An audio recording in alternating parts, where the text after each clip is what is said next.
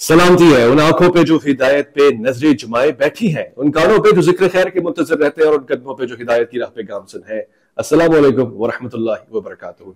तमाम तारीफ़ खुदाए बुजुर्ग बरतर के लिए दुरूद मोहम्मद आले मोहम्मद पर जो फख्र मौजूदात हैं, मकसूद कायनात है। हुजूर आप के जो कमेंट्स हैं वो मेरे लिए इंतहाई अहम होते हैं। मैंने 12 कमेंट्स में ऑडियो की शिकायत सुनी, बावजूद इसके कि हम अपने स्टूडियो में नहीं है जहां हमारे पास तमाम तर इक्विपमेंट्स अवेलेबल होते हैं। हमने कोशिश की दो माइक लगाए ताकि आपको आवाज बराबर आए। आज का ये व्लॉग इंतहाई हसास और इंपॉर्टेंट है। मैंने सोचा था कि एक दिन का गैप देते हैं, थोड़ा सा इंतजार करते हैं, उसके बाद अगर जो न्यूज अपडेट मेरे पास है उसको लेके बहुत जरूरी है कि मैं अपने तमाम साथियों के साथ जो गाहे बगाहे मुझे कमेंट देते हैं, मेरे साथ कनेक्ट रहते हैं ईमेल के ऊपर या व्हाट्सएप के ऊपर या कॉल्स के ऊपर, उनको जरूर बताऊं कि लेटेस्ट क्या है। देखिए, आज अब से कुछ लम्हों बाद मोस्ट एक्सपेक्टेडली इस प्रोग्राम को, व्लॉग को, इस खबर को आप देख रहे होंगे और जो मैं कह रहा हूं वैसा हो चुका होगा। और अगर ऐसा हो, खुदा ना खास्ता, तो आपने घबराना नहीं है, क्योंकि मेरी मालूमात के मुताबिक इस दौरानिये में अब से कुछ देर बाद इजराइल हमला करेगा। इसराइल ने बहुत कैलकुलेट किया है, बहुत ठंडा करके मारने की कोशिश की है। सोचा इसराइल ने यह था कि दो काम इसराइल करे लाजमी तौर से, मगर उससे पीछे कुछ स्टोरीज डेवलप हो गई जिसकी वजह से मैं आपके सामने ये न्यूज शेयर कर रहा हूं। पहली चीज, इसराइल ने अजीब हरकत यह की है कि सीरिया में मौजूद रशियन डेपो पे हमला किया है। डेपो जहां पे असला, वेपन और सारे इक्विपमेंट्स जमा होते हैं।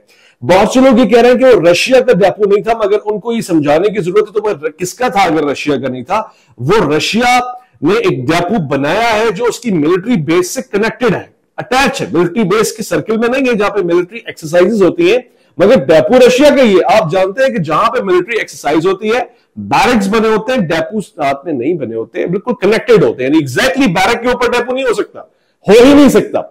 So it's a Russian base जो शेयर्ड है, और उसकी तारीख यह है कि जब हिजबुल्लाह को वेपन सप्लाई करना होता है या एड देनी होती है, तो उस बेस के ऊपर वो एड उतारी जाती है और वहां से सप्लाई होती है to the access of Iran.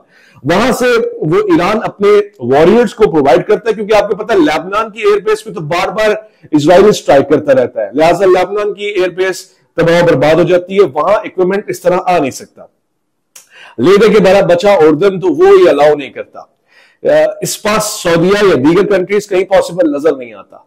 आखिर में जो आपके पास एरिया बचता है वो लेबनान के बिल्कुल पीछे सीरिया का एरिया बचता है। वहां पे रशिया ने अपनी बेस बनाई। ये आपको याद होगा जब बैरक ओबामा के दौर में अमेरिका के इस प्रेसिडेंट ने ये ठान ली थी कि उसने सीरिया में उतरना है अपनी फौज को लेके और अपना गढ़ बनाना है, तो ऐसे टाइम पे वो मोमेंटम तोड़ दिया था रशिया ने, व्लादिमीर पुतिन ने, और उसने कहा था कि ये आए इससे बेहतर है कि हम आ जाएं। सो बशार अल असद के साथ डील हो गई। उन्होंने कहा कि हम आपको एक्सेस देंगे उन जगहों का, अमेरिका के आने से बेहतर है कि रशिया आ जाए और हमने आपको यहां पर एक्सेस देके अमेरिका से जान छुड़ानी है। वैसे ही हुआ। सो रशियन मिलिट्री सीरिया में मौजूद हुई, उसने अपने बेसिस बनाई, एक्सेस हासिल किया, जिसकी वजह से अमेरिकन मजाल नहीं कर सके कि वो रशिया के होते हुए सीरिया में आते। सो रशिया ने वहां पर जो मिलिट्री बेसिस बनाई थी, मिलिट्री बेसिस, और अपने डेपो बनाया था, वो बहुत ही प्रोटेक्टेड था। किसी की जरूरत नहीं है, अमेरिका ने मजाल नहीं की कि उस पर स्ट्राइक करे। इसराइल ने कैसे कर दी? इसराइल ने रशिया को पहले वार्न किया था कि देखो तुम ये क्लियर कर दो कि तुम उसको असला नहीं दे रहे हो। रशिया ने कहा तुमको सोच कैसे सकते हो कि हम, बल्कि अपने सफीर जो रशिया में मौजूद था, इसराइल का सफीर, उसको समन भी किया कि तुमने ये बोला कैसे कि हम उनको एड सप्लाई कर रहे हैं। If you are not declaring it, how can you say it?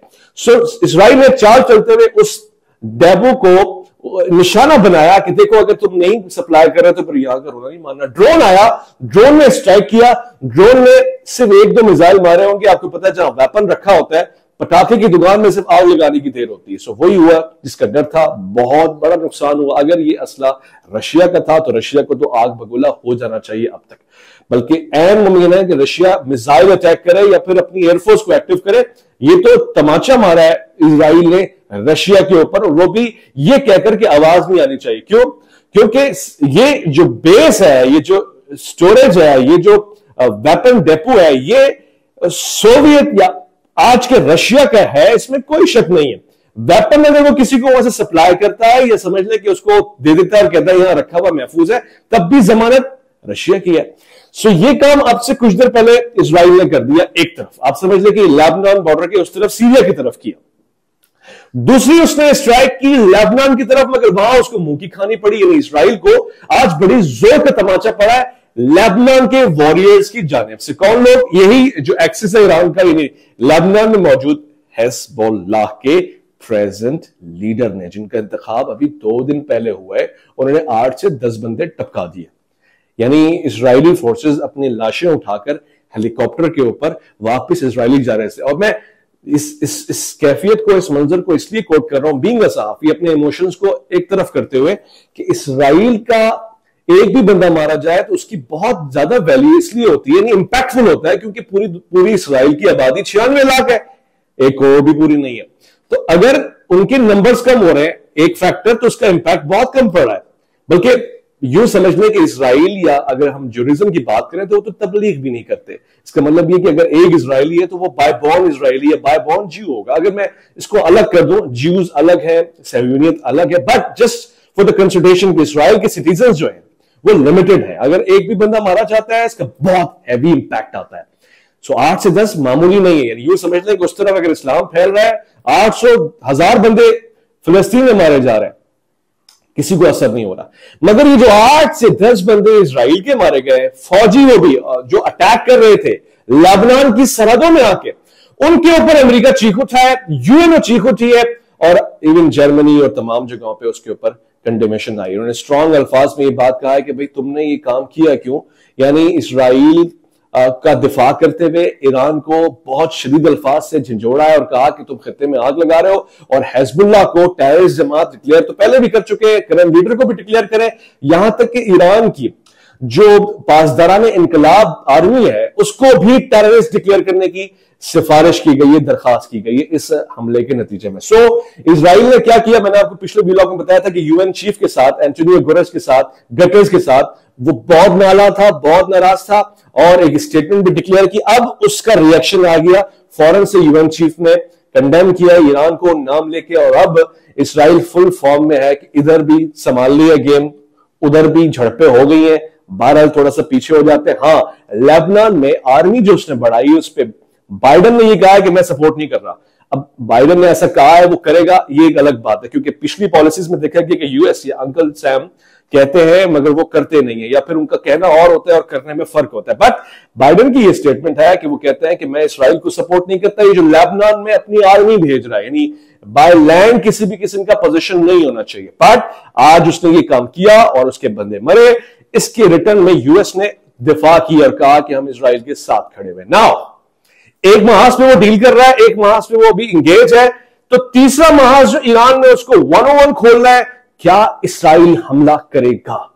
हां, क्योंकि इसराइल और अमेरिका ये चाहते हैं, और उनकी वॉर स्ट्रेटेजी यही है कि डायरेक्टली ईरान पे अटैक किया जाए और ईरान को इन्वॉल्व किया जाए, क्योंकि उनका जो यूरेनियम एनरिचमेंट प्लांट है या न्यूक्लियर प्लांट है, वो इससे पहले कि अनाउंस करें कि हम न्यूक्लियर पावर हो गए, हम उनके प्लांट के ऊपर बॉम्ब मिसाइल मार के कहें कि तुम्हारी सारी पावर गुब्बारे से हवा की तरह निकल गई है and you can not do anything. ये ही वक्त है। अगर किसी भी दिन ईरान ने अनाउंस कर दिया कि हम न्यूक्लियर पावर है, फिर तो ये झड़पें हो ही नहीं सकते। फिर ये जो हाइपरसोनिक मिसाइल जा रहे हैं, ये जो बैलिस्टिक मिसाइल जा रहे हैं, ये नहीं जाएंगे, सीधा न्यूक्लियर जाएगा। और इस बात का अंदाजा इजराइल को बहुत अच्छी तरह से है, वेस्ट भी ये बात जानता है, और ये खतरा है पूरी दुनिया के लिए। लिहाजा इस पूरी दुनिया के खतरे से लबरदास्मा होने के लिए उन्होंने ईरान को टारगेट कर लिया है कि अब इससे पहले कि तुम अनाउंस करो कि हम न्यूक्लियर पावर हैं, और हमने इनके बहुत सारे, इजराइल ने बहुत सारे न्यूक्लियर साइंटिस्ट भी असैसिनेट किए ईरान की। मैंने आपको पिछले व्लॉग में नाम लेके बताया था। इन तमाम चीजों के बावजूद अगर हम आपको न्यूक्लियर पावर बनने देंगे, ये हो नहीं सकता। एक इंटरव्यू में नेतन्याहू से पूछा किसी ने कि आपके लिए सबसे बड़ा खतरा क्या है, उसने कहा इजराइल के लिए सबसे बड़ा खतरा ईरान है। यहां पर चुप नहीं हुए नेतन्याहू साहब, और आगे उनसे पूछा नहीं गया, उन्होंने खुद कहा कि मैं आपको वो 3 खतरे बताऊं जो सबसे ज्यादा खतरनाक है इजराइल के। उन्होंने कहा जी प्लीज बताएं। वो सोचे थे कि शायद पाकिस्तान का नाम आएगा, इंडिया का नाम आएगा, या आसपास के लोगों का नाम आएगा, बल्कि नेतन्याहू ने कहा number 1 Iran, number 2 Iran, number 3 Iran, Iran Iran Iran. यानी उसके लिए इतना मुश्किल है ईरान के साथ मामलात को गठजोड़ करना, संभालना, रोकना, कि किसी तरह से उसने अटैक करना ही करना है। ये तो उसके पास ग्रीन कार्ड मिल गया, दुनिया को ये बताएगा कि अब चूंकि ईरान ने हमारे हुदूद में हमला किया, उसने किया 10 मिलियन के बाद इसराइल के नेतन्याहू ने जो पहली पोस्ट लगाई थी, वो याद है आपको? नहीं याद तो मैं आपको याद दिलाता हूं। उसने पहली पोस्ट लगाई थी कि देखो 10 मिलियन लोगों की जान खतरे में है, सिटीजन्स को निशाना बनाया गया है। इसका मतलब क्या है? मैं आपको बताता हूं इसका मतलब क्या है। ये बहुत भारी खबर मैं आपको बता रहा हूं। इसका मतलब इजराइल ने फुल प्लान कर लिया कि सिटीजन्स को निशाना बनाए, और कहां पर निशाना बनाएगा?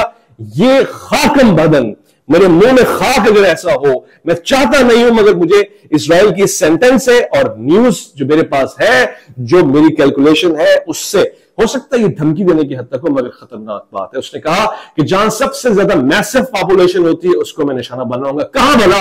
ये क्या हो सकता है? सबसे पहले टारगेट किया जा सकता है होली श्राइन्स को। मेरी जाने कुर्बान, मेरे मां बाप कुर्बान, सैयदना व मौलाना हजरत इमाम अली रजा अलैहिस्सलाम, जो शजरा तैयबा की खूबसूरत सी कड़ी है, दुनिया जानती है कि वो मरकज है। ईरान के पास एक इमाम का रोजा है और दुनिया लाखों की तादाद में, एक वक्त में 10,000 हुफाज वहां पे कुरान पढ़ रहे होते हैं।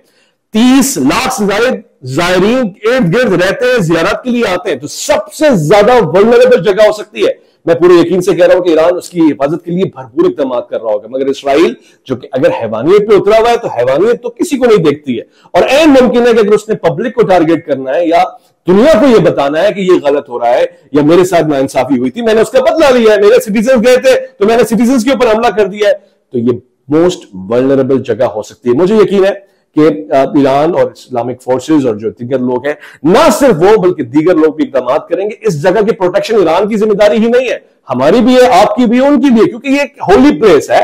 और मैं समझता हूं ये तो हैवानियत तर हैवानियत होगी, क्योंकि दुनिया में चर्चेस, मॉस्क, हॉस्पिटल्स में हमला नहीं होता। मगर याद रहे कि इजराइल वही इजराइल है कि जिसने फिलिस्तीन में हॉस्पिटल्स को भी गिराया, स्कूल्स को भी गिराया और वर्शिप प्लेसेस को भी गिराया, और सारा मसला ही बैतुल मक़दस का है, अक्सा मस्जिद का है। तो वो सब कुछ कर सकता है, उसने सब कुछ करके दिखाया है, कोई नई बात नहीं। मेरी बात से आप परेशान ना हो जाएगा कि ये तो हो ही नहीं सकता। ये सब कुछ कैलकुलेटिव है और ये मोस्ट वल्नरेबल जगह है। एक और अजीब बात यह है कि बजाय छुप के बैठने के, आयतुल्लाह ने क्या किया, बजाय ये कि जो वेस्टर्न मीडिया न्यूज खबर दे रहा था कि भाई वो छुप के बैठ गए, बंकर्स में चले गए, बेसमेंट में चले गए, ऐसा करना कोई गलत बात नहीं होती, जान की हिफाजत करना अहम जरूरी है, वाजिब है। मगर इसके बिल्कुल रिवर्स शेर के बेटे ने, सईद अली खामनेई ने कहा, जुमे की नमाज वो अवाम में पढ़ाएंगे, नौजवान शरीक होंगे, बड़ी तादाद में मैसिव गैदरिंग होगी और जुमे की नमाज की इमामत कराएंगे। अब ये क्या बात है तो बड़ी जरूरत की बात। मगर अगेन इसराइल एन ऐसे वक्त की तलाश में है कि इसी टाइम पे स्ट्राइक करे, मैसिव गैदरिंग हो और लीडर भी जाए, फॉलोअर भी जाए। इससे बढ़ के क्या हो सकता है? सो एक बहुत बड़ा रेड अलर्ट है। अगर ऐसा होता है कि जैसे आयतुल्लाह ने कहा, इजराइल को बहुत क्लियर मौका मिलने वाला है कि वो स्ट्राइक करता है। और फिर मैं आपको बताऊं, टेक्नोलॉजी का गेम है, इसराइल के पास टेक्नोलॉजी अमेरिकन शेयर्ड है, ये कोई मामूली टेक्नोलॉजी नहीं है। ये टेक्नोलॉजी यानी इसको रोकना, इसका डिफेंस करना, मैं समझता हूं कि एक इम्तिहान होगा। अब तक इजराइल ने, आपको याद होगा जब ईरान ने इसराइल के ऊपर पहले मिसाइल मारे थे, तो उसके बदले में इजराइल ने कुछ मिसाइल मारे थे जो कि एक वास्ट एरिया में गिरे थे, सहरा टाइप की जगह हो सकती, मगर वो गिरे थे, मगर वो लगे थे। ये इस बात का इंडिया था कि हम चाहें तो अंदर भी गिरा सकते हैं, मुल्क के अंदर तो गिरा दिया है, अब हम टारगेट कर सकते हैं प्लेस को। सो एन मुमकिन है, मैं ये नहीं कह रहा कि आपको डर जाना चाहिए। इट्स अ वॉर, अगर वॉर है तो फिर दोनों तरफों से बहादुरी और शजाअत ही वैल्यूएबल हो।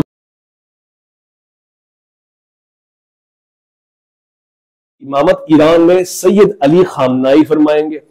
लाखों, हो सकता है करोड़ों लोग पीछे नमाज पढ़े। ईरान की पॉपुलेशन इतनी ज्यादा नहीं, पाकिस्तान, इंडिया, बांग्लादेश इतनी, मगर उसके बावजूद उनका लैंड बड़ा है, बड़ी सारी तादाद में लोग पीछे नमाज पढ़ेंगे।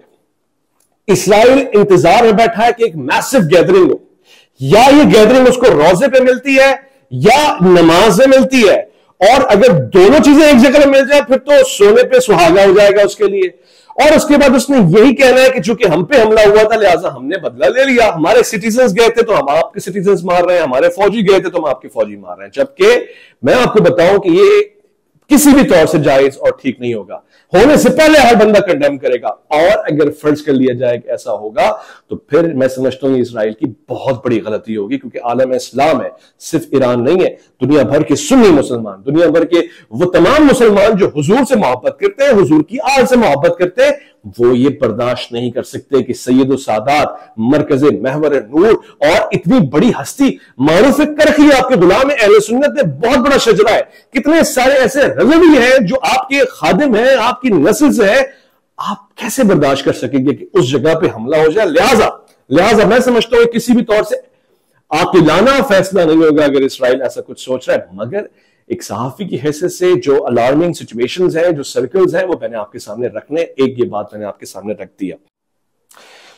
अजीब बात यह है कि ये होना नहीं चाहिए, मगर अनफॉर्चुनेटली हमें कैलकुलेट करना पड़ेगा कि रिस्क क्या हो सकता है। अगर ऐसा होता है तो इसका नतीजा मैं नहीं समझता इसराइल के हक में होगा, ये अहमकाना फैसला होगा, बुज़दिलाना फैसला होगा। आपने कमेंट्स में जरूर बताना है क्या ये मुमकिन है जो मैं आपसे कह रहा हूं, क्या इसको हम सोच सकते हैं, या अगर ऐसा होता है तो रिएक्शन दुनिया की तरफ से क्या आएगा, ये जरूर मुझे बताएं। क्या ये बात सिर्फ ईरान तक महदूद रह जाएगी, क्या ये सिर्फ ओनली वन सेक्ट बात होगी, या फिर ये आलम इस्लाम या आलम इंसानियत की बात होगी? क्योंकि इसराइल ऐसे बहुत सारे क्राइम कर चुका है यूएनओ के चार्टर के तहत, जिसको हम ह्यूमैनिटी क्राइम भी कहते हैं, मगर यहां पर वो क्राइम वो वाला करता है नहीं करता, एक सवाल निशान है। मैं आपको बताऊं, फ्लाइट्स क्लोज हो गई हैं, पाकिस्तान ने अपनी फ्लाइट्स बंद कर दी हैं, दीगर अतराफ की तमाम फ्लाइट्स बंद हो गई जो ईरान से आ जा सकती है, कोई मसला नहीं है। मगर ये क्योंकि जोन इस वक्त वॉर जोन बना हुआ है, इसलिए एन मुमकिन है हर कोई अपने पैसेंजर्स को, अपने कस्टमर्स को, अपने क्लाइंट्स को, अपने सिटीजन को महफूज रखना चाहता है, लिहाजा फ्लाइट्स का शेड्यूल हो जाना और रीशेड्यूल हो जाना एक तुक की बात है, समझ में आता है। अलबत्ता एक इंपॉर्टेंट न्यूज और साथ साथ अटैच कर दूं, आप भी क्या याद करेंगे, क्योंकि मेरा काम है आपके सामने वो तमाम चीजें रखना जो किसी ना किसी तरह से कंट्रीब्यूट करती हैं इस बड़ी न्यूज में। पाकिस्तान और रशिया के सिफारती ताल्लुकात मजीद आगे बढ़े। आज रशियन डेलीगेशन के साथ पाकिस्तानी में मुलाकात हुई, मामूली बात नहीं थी, बज़ाहिर तो ये तिजारत के ऊपर बात हुई, बार्टर ट्रेड के ऊपर बात हुई, चावल की लेन देन आमदोरफ्त के ऊपर बात हुई, मगर जरा ये कह रहे हैं कि ये उस स्ट्रेटेजी को भी डिस्कस करने वाली मीटिंग थी कि अगर अमेरिका ईरान में इन होता है या इसराइल ईरान के ऊपर अटैक करता है तो रशियन रिस्पॉन्स और पाकिस्तानी रिस्पॉन्स क्या होगा। रशिया यह जानना चाहता है कि पाकिस्तान कहां खड़ा होगा। Russia is very interested to know कि पाकिस्तान की स्ट्रेटजी आया ऐसे ही होगी कि हम तुम्हें नहीं मानते, हम तुम्हें नहीं जानते, दोनों अपना काम करो, थैंक यू सो मच, या ये होगी कि तुम गलत हो, तुमने खून बहाया है, लिहाजा अगर तुमने हमारे भाई को मारा तो हम तुम्हारे सर पे मारेंगे और बहुत बुरा मारेंगे, या फिर ये होगी कि हुजूर वाला आप हमें इतना दे, आप हमें उतना दे, हम आपके साथ हैं, हम आपके साथ नहीं है। तीन में से एक फैसला करना पड़ेगा इस स्ट्रेटजी को कैलकुलेट करने के लिए। सुनने में आया है, जरा कहते हैं कि ये आंसर्स और क्वेश्चंस हुए इस हवाले से, क्लियर नहीं है कि इसका फैसला क्या होगा, मगर पाकिस्तान की बड़ी सॉलिड स्टेटमेंट है, इसराइल के साथ नॉन कोऑपरेटिव मूवमेंट है, किसी भी तरह से इसराइल को एक्सेप्ट नहीं करना। ये पावरफुल स्पीच शहबाज शरीफ ने यूएनओ में कर दी थी और आपने देखा स्टेटमेंट बहुत अच्छी है। कायदे आजम के पाकिस्तान की बार बार बात हो रही है। दोस्तों को जो भारत में रहते हैं उनको बताओ कि कायदे आजम के पाकिस्तान में इसराइल किसी भी तौर से काबिल कबूल नहीं है, नाजायज रियासत है, लिहाजा ये जब तक जिन्हा के पाकिस्तान की बात होगी ऐसा नहीं हो सकता। मगर इंडिया कहां खड़ा हुआ है? वो भारतीय दोस्त जो इस प्रोग्राम को देखते हैं, मुझे पता है मेरे पास जो कैलेंडर है उसमें से 40 से 50% लोग इंडिया से कनेक्टेड हैं जो इस प्रोग्राम को देखते हैं, मैं और बनाना को देखते हैं, वैस रब्बानी को सुनते हैं। मैं उनसे आज एक आजाना सवाल करता हूं, आपके मुसलमान भाई कश्मीर में मरते हैं, आपको कोई प्रॉब्लम नहीं क्योंकि आप कुछ कह नहीं सकते, क्योंकि आपकी अपनी स्टेट वहां पे इन्वॉल्व होती है और आप पाकिस्तानियों को दुश्मन समझते हैं, या अगर दोस्त समझते हैं तो आप कश्मीरियों को कम से कम अपना भाई नहीं समझते। आप चुप रहते हैं, हम आपकी मजबूरी को समझते हैं। यही मसला गुजरात में होता है, आप चुप रहते हैं, हम आपकी मजबूरी को समझते हैं। हालांकि ये अजीब बात है, अजीब तरीन बात है। यही मसला किसी और जगह पे होता है, आप चुप रहते हैं। अब फिलिस्तीन में हो रहा है, अभी भी आप चुप रहते हैं, हम समझते हैं। मगर इंडिया की स्टेट इजराइल का साथ दे रही है और कह रही है कि उनको हक हासिल है कि वो जवाबी हमला करे, ये बात हम नहीं समझ रहे। प्लीज कोई इंडियन भाई मुझे समझाए, इसराइल की हिमायत करना इस वक्त इंडिया का जो स्टैंड है डिप्लोमेटिकली वो किस हक में है? क्या उनको इकोनॉमिकल फायदा हो रहा है? इसलिए इट्स फाइन। मैं समझता हूं एक स्टेट के मसले, स्टेट के प्रॉफिट एंड लॉस अलग होते हैं, मफादात अलग होते हैं, मगर ये जरूर समझा दें कि वेयर डू यू स्टैंड, यानी क्या इंडियन स्टेट जहां स्टैंड करती है वहां इंडिया के मुसलमान भी स्टैंड करते हैं, या उनका एक अलग मौकिफ है, वो कहते हैं हम नहीं इनका साथ देते, हम नरेंद्र मोदी के साथ नहीं है, हमारा स्टैंड ये है। ये जरूर क्लियर करें मुझे कोई इंडिया से कनेक्ट होके, क्योंकि मैं इस हवाले से लाइक तशवीश समझता हूं इस बात को कि अजीब बात है, मामला संगीन है। आपको पता है इस पूरे प्रोटेस्ट में वेस्ट ने बहुत कंट्रीब्यूट किया है, वेस्टर्न यूनिवर्सिटीज पे प्रोटेस्ट हुआ है और इसराइली और ईरानी इस वॉर को लेकर वेस्ट बहुत ज्यादा मोहतात है, हसास है। अलबत्ता अब क्या लेटेस्ट मैं आपके सामने कह के अल्लाह हाफिज कहूंगा। 3 बातें मैंने आपके सामने कह दी हैं, किसी भी लंबे इस व्लॉग के दौरान ही आप खबर सुन सकते हैं कि इसराइल ने अटैक कर। लास्ट बात क्या है, फ्लाइट्स की बात भी हो गई, तमाम चीजें हो गई, ये इंपॉर्टेंट बात है, ये आखिरी बात है। देखिए इस वक्त पूरी दुनिया में पेट्रोल की प्राइसेस बढ़ेंगे, महंगाई बढ़ेगी, ट्रेड रुकेगी, ईरान इसराइल वॉर का नतीजा दुनिया के सामने आएगा, बहुत गहरा इंपैक्ट आएगा। अगेन अगेन अगेन मैं आपसे फिर से कहूं, ये वॉर फैलेगी अगर इसराइल अटैक करता है।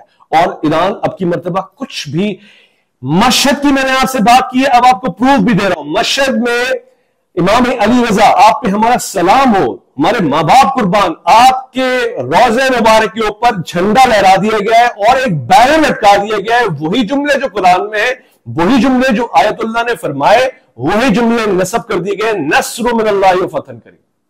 यानी क्या, यानी फुल वॉर स्ट्रेटेजी है, अब कोई कॉम्प्रोमाइज नहीं है। आओ आओ आंखों में आंखें मिलाओ, ये गेम चल रहा है।